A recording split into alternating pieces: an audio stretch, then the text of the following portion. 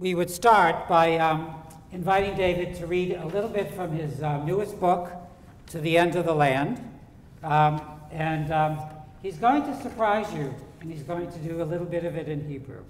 Shabbat Shalom, first of all, and I'm very glad to be here, and I was very impressed by the ceremony, which I know quite well. I belong to the congregation of Rabbi Maya Leibovich in Mevaseret Zion, and my three children, my two boys and my girl, they had their bar mitzvah there, and we feel very close to this congregation, and it's so heartwarming for me to see this kind of Judaism who is not afraid, but rather embraces and talks about the universality of our values, and remembers that all mankind were born in the shape, in the tselem of God. And thank you for that. For those in the congregation who haven't read the book yet, can you give them a synopsis of what the book is about? Yeah, I'll tell you a story. Again, tell me if you don't hear me. It is the story of Ora. Ora is an Israeli woman, very Israeli, of 50 years old. She has two sons. One is 24, one is 21. She lives separately from her husband.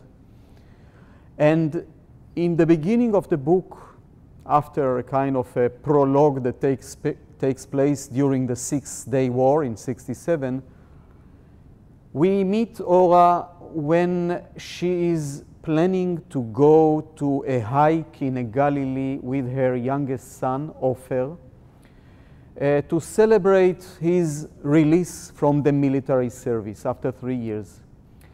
She has this idea that if she is given the chance to be with him alone in nature, in a way she will be able to reclaim him after the army has confiscated him, after he has stiffened up as a warrior.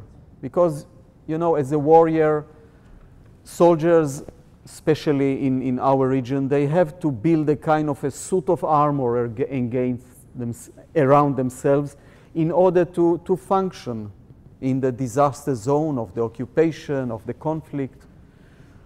And she feels that she is losing him, and she wants to melt him back so he will be her child again. And he is willing to join her to this hike of 2, 3, 4 days in the Galilee. But on the very day in which she is supposed to be released from the army and to go to this hike, there is a new military operation in the West Bank, and Ofer, instead of leaving the army, he volunteers for another month. This is something that you can do in Israel. And she explodes with anger and frustration. How can you do it? Why do you go back there to the war? And he says, but for 3 years I was trained for this operation, and all my friends, my comrades are there, and I want to join them. So she very reluctantly drives him to the gathering point of the army in the north. She goes back home, and she starts to wait for the notifiers. Now, I don't know if you know, but in Israel we have a very well-developed machinery of notification to the bereaved families. They will come and knock on your door at every hour of the day or of the night, and they just throw this message in your face. They have this method to shock you. And she knows, she has this poignant intuition that something will happen to him.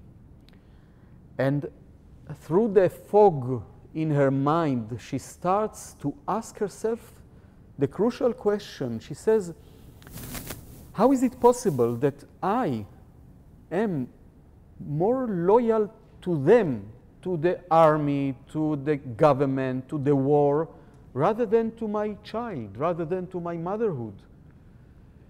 And then she also thinks that it takes two for bad news, one to deliver and one to receive. And what if she's not there to receive? Maybe it will take them a day to find her and to dig their notification into her, but for one day she will be free from this bad news. And maybe things would be reversed. You know, she has this magical, strange thought. And then she decides she will not be there to receive. And she takes the two backpacks that she has already prepared for her and for her son, and she goes to the end of the land, to the northern border between us and Lebanon. But on her way, she almost kidnaps a man, her age. His name is Avram. Avram, who was the love of her youth, and maybe he is the love of her life, even though she was not married to him. Things like that happen. You might have heard about it. Not here, of course. I'm talking about Jerusalem. It's not here. And Avram, who was like an explosion, a volcano of ideas and inventions and creativity and imagination and passion. At the age of 21, exactly the age of her son now, of Ofer now, he fell captive in the hands of the Egyptians in the Yom Kippur War, in the 73 war. And he came back broken in his body and in his mind, and he doesn't want to have any contact with life. And though over the years he kept some contact with Ora, whom he still loves. And Ora takes him with her because she must tell him, especially him of all men, the story of Ofer, of her son. What does it mean to be another human being? We don't know it really. You know, if you admit, okay, present company excluded, yes, of course, again, only in Jerusalem. I sometimes look at couples, married couples, and they are married for 20, 30, 40 years, and they are wonderful couples, and they love each other, and they bring up their children in the best way. And yet, if you look closely at them, you can trace the places where they are really have become obtuse a little to each other. They do not allow the other to really penetrate their interiority. They do not want to be exposed to sometimes the chaos that prevails within another human being, close as he or she is. Even regarding our children, and again, we are all loving parents, but we do not want to recognize, to acknowledge, to really see the dark corners within our children. This is so threatening for us. So it means that even with the most intimate relationship that we have, we do not really know the other. You know, even, I don't know if we are allowed to speak about it, but it belongs to the wholeness of life. Even when we make love, we do not want to think of our partner as someone who is annoying or irritating or unbearable. We push it away from our mind. Yes, we just indulge ourselves into the sweetness of the moment. So it means that even then we do not know the other. You know that in biblical Hebrew, to know a woman is to make love. And Adam knew his wife Eve. I have a friend who says maybe he knew her, but he definitely has not understood her.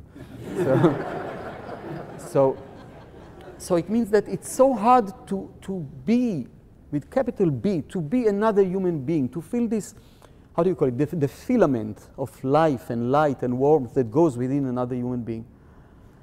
And I was really lucky to find through writing this place where for some time during a course of a long writing process, I can be another human being and I can totally surrender to his or her inner grammar, yes, inner constitution, and to see the world through them. And suddenly, when you get to this point, and again, it's a very rare moment in the process of some years of writing, suddenly it's like, you know, an eagle catches you by the neck and takes you much beyond your horizons. And books, I believe, are always more clever and more generous and more courageous than the writers.